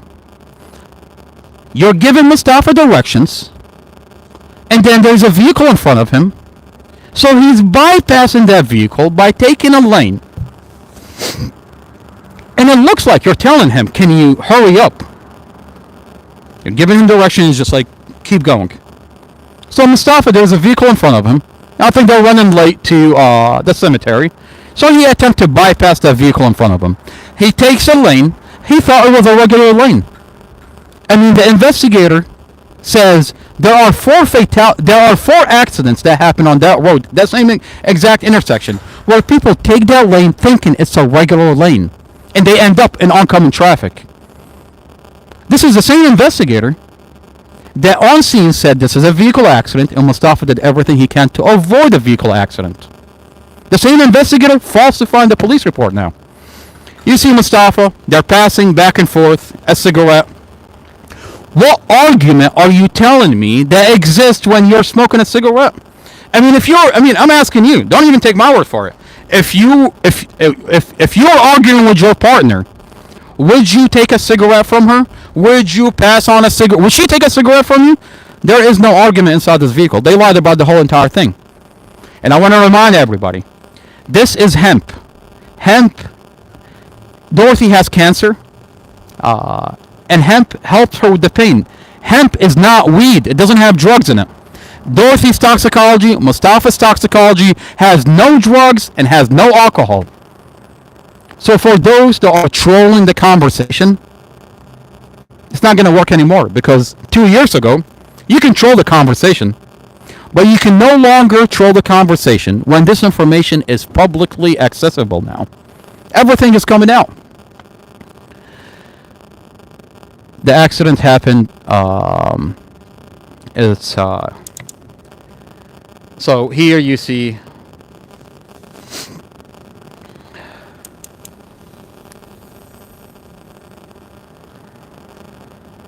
you're going to see that Dorothy is giving him direction, telling him, gesturing to him. Mustafa is from Stafford. This is a 3-month relationship. After 2 months, Mustafa decides to move in with his girlfriend. Mustafa's not familiar with Dumfries. It has confusing roads. You see the sun glare. There's a lot of sun glare. I drove that road and it's blinding sun glare. When you're driving around 5 o'clock, around that time, it's blinding sun glare. Anybody from Dumfries knows exactly what I'm talking about. When that sun enters your windshield, your vehicle, you can't see anything out of that vehicle. So Mustafa puts on sunglasses. You'll see him put on sunglasses. And if you pay attention, he's driving normal. He's not reckless. He's driving normal. Mustafa has perfect driving records. He's driving normal. His record is clean. He has perfect driving record. The computer inside the vehicle showed that Mustafa was not speeding. He was not speeding. To charge someone with manslaughter, he has to be under the influence. Mustafa's toxicology, no alcohol, no drugs. His blood, no alcohol, no drugs. He's not speeding. He's not reckless. The only way they got away with charging him with involuntary manslaughter is because they falsified his statements. And now it's not even manslaughter anymore. Because we have evidence that it's not manslaughter, because the investigator falsified the statements, they raised it up all the way to murder. You notice Mustafa is not wearing seatbelt. Dorsey's not wearing seatbelt. But 5-year-old Empress is buckled. But he's not wearing a seatbelt. Now, what narrative, what logic makes sense that you're gonna do this on purpose? You're not wearing a seatbelt? You have a dash camera? I mean, you would remove the dash camera, you would wear a seatbelt, and who puts himself in a position where he's gonna get killed? I mean, to drive into oncoming intentionally. That narrative does not make sense. It only makes sense if he's mentally incompetent, if he has a mental history. But Mustafa does not have a mental history. There is no history of mental illness with Mustafa. Mustafa had a small business. Mustafa was a paralegal. Mustafa was contracted with me at the military base. This kid, the same one you're talking about, he's writing a 20-page motion from inside the jail to continue his lawsuit because they beat him inside the jail. So, you're talking about a very competent person. And that narrative doesn't make sense. And this is the problem that the prosecutor is facing right now. And that's why she's sealing off everything. You see here, she's going to tell him, she's giving him direction.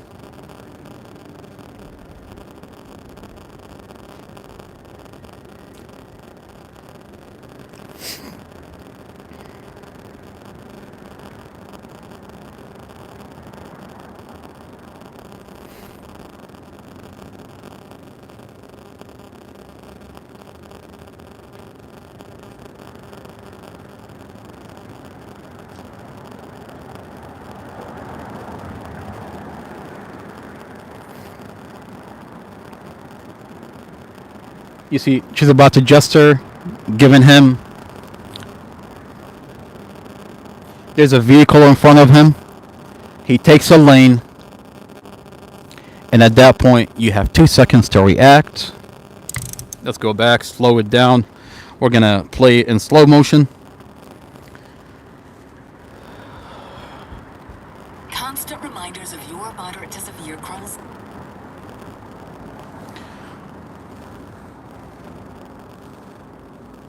This is the dash camera. We're going to slow it down just a little bit.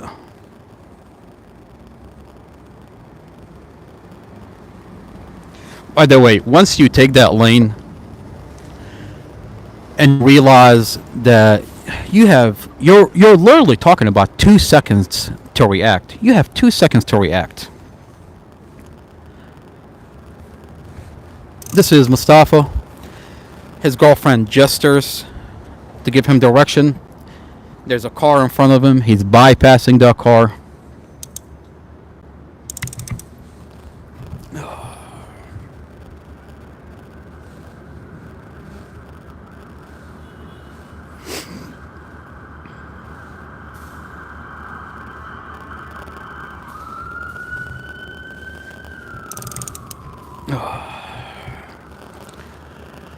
She gives him directions.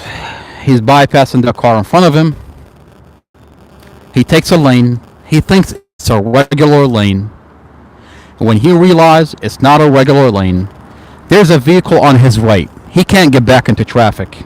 He hits the brake. There are skid marks from him hitting brakes before oncoming traffic. Now, he hits the brake. There's brake failure. You have 2 seconds to react. You can't get back into traffic. There's a medium in front of you. You have brake failure. You're already in oncoming traffic. Did Mustafa do everything he can to avoid a vehicle accident? Yes. His foot was on the brake the whole entire time. He avoided every vehicle in front of him.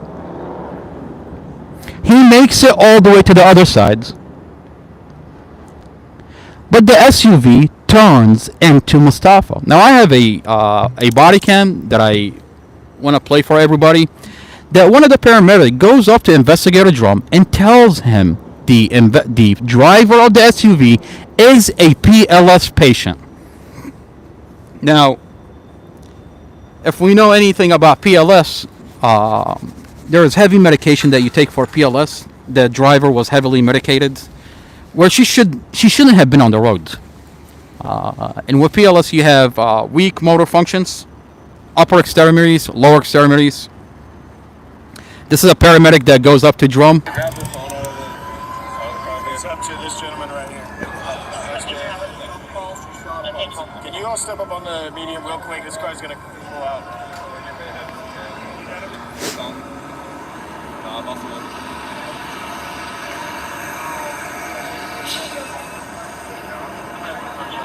No, she's a BLS patient. She's a PLS patient. Now, we saw the body cam earlier where Investigator Drum, on scene, said that Mustafa did everything he can to avoid a vehicle accident.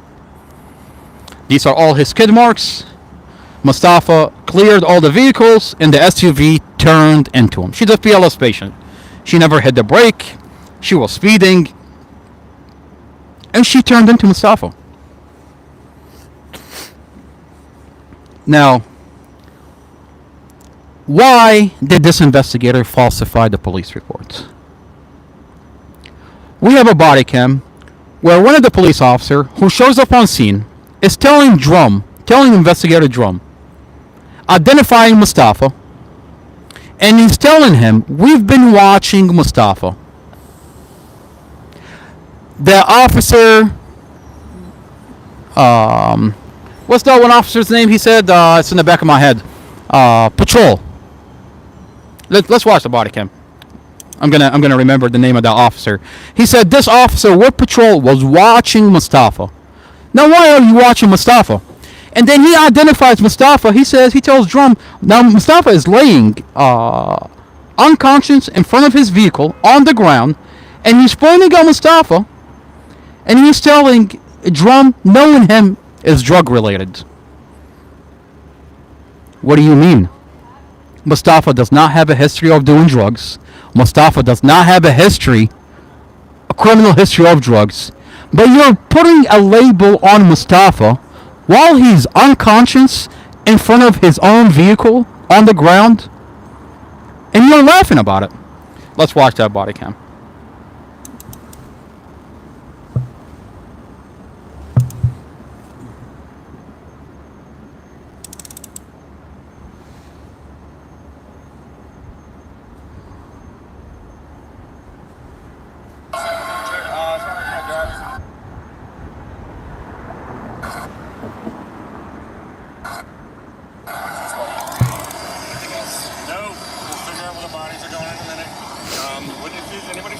This is Officer Casey Fines, or Prince William County. This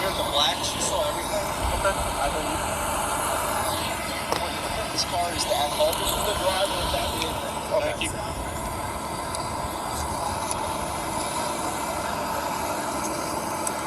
So at fault so far. Crossed over when oncoming traffic. I'm not 100% sure. Knowing him though, it's probably drug related. Knowing him Okay. is drug related. If that's the case, I want somebody to go get a blood draw. Okay. If he's So knowing him is drug related. So he's putting on a label on Mustafa. Now why does he have that label on Mustafa? Now, this officer also gets on scene and he says he identifies Mustafa, his girlfriend, and the kids. And he said, we've been watching Mustafa.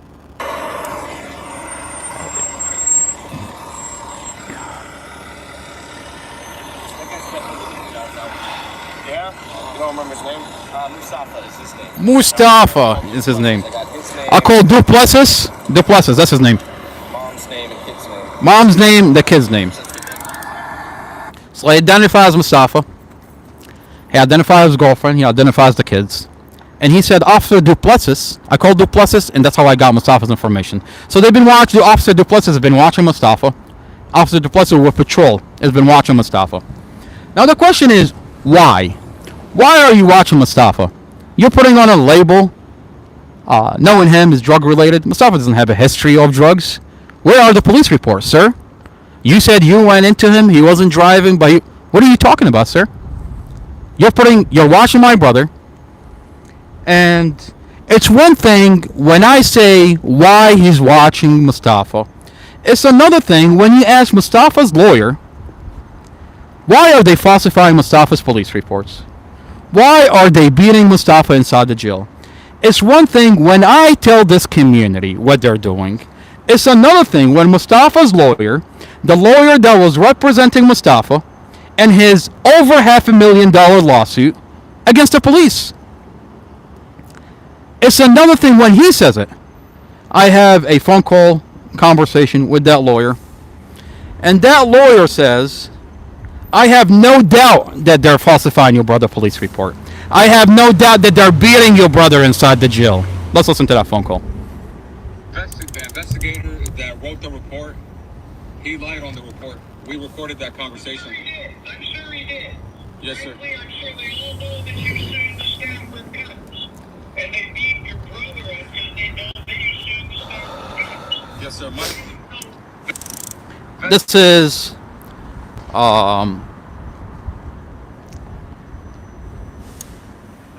let's see, Westlake Legal Group.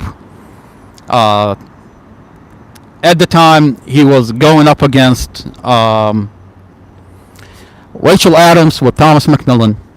Now, you'll be surprised to find out that the same lawyer that was representing the police in Mustafa's over $500,000 lawsuit then, which is a lawsuit that was from 2018 that dragged all the way to the vehicle day of the vehicle accident, is now the same lawyer is representing the jail that beat Mustafa inside the jail. Rachel Adams is the same lawyer that's now representing the jail that beat Mustafa, sexually assaulted Mustafa, and denied Mustafa medical. She's actively denying Mustafa medical. She gets in court, and federal courts, and says, Judge Hilton, Mustafa does not need to go to the hospital. Why? I mean, we have his injuries. We now have a video where Mustafa is getting carried unconscious from one cell into another cell.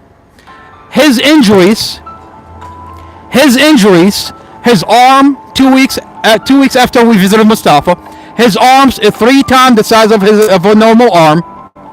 He has bumps all over his head.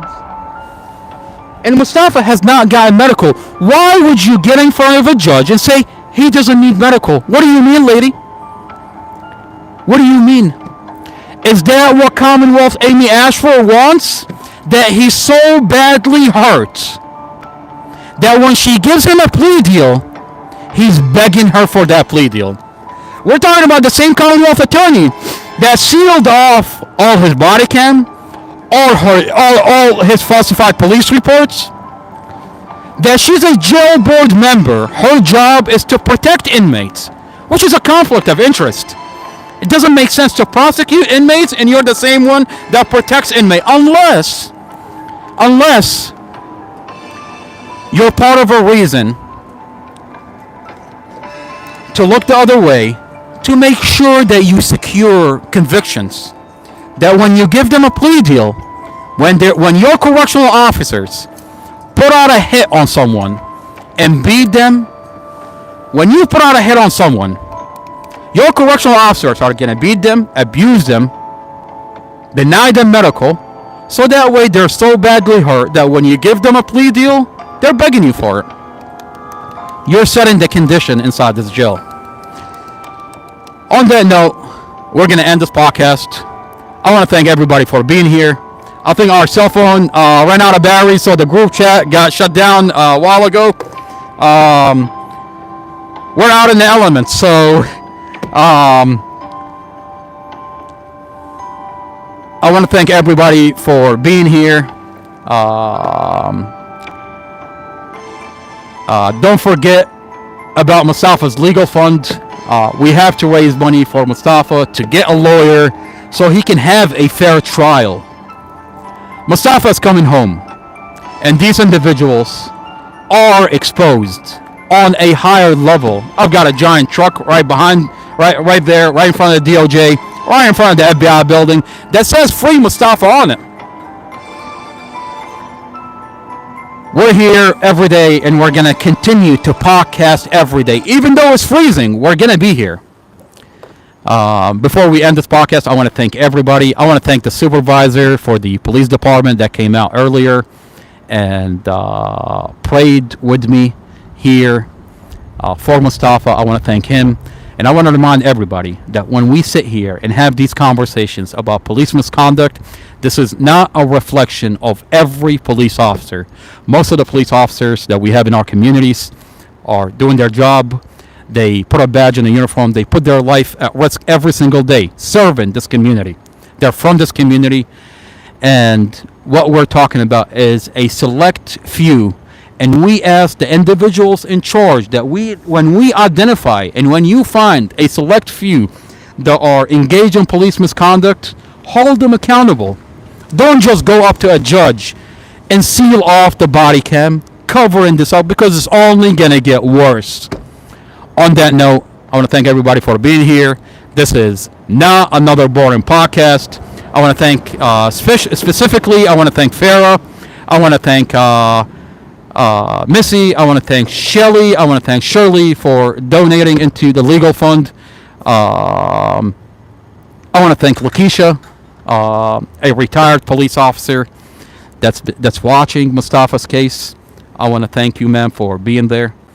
I want to thank everybody. I want to thank Casey. I want to thank everybody that's behind the scene working so hard to make this happen. Becky, Stefano, Bustos, everybody. I want to thank specifically a doctor that's helping this family on a different front, publicizing the situation that my brother is going through. I spoke to him today in Arabic, and I asked him to keep us in his prayers. Thank you for being there, and God bless you, sir. And there's another lady doctor, Dr. Norris. I want to thank her for being there.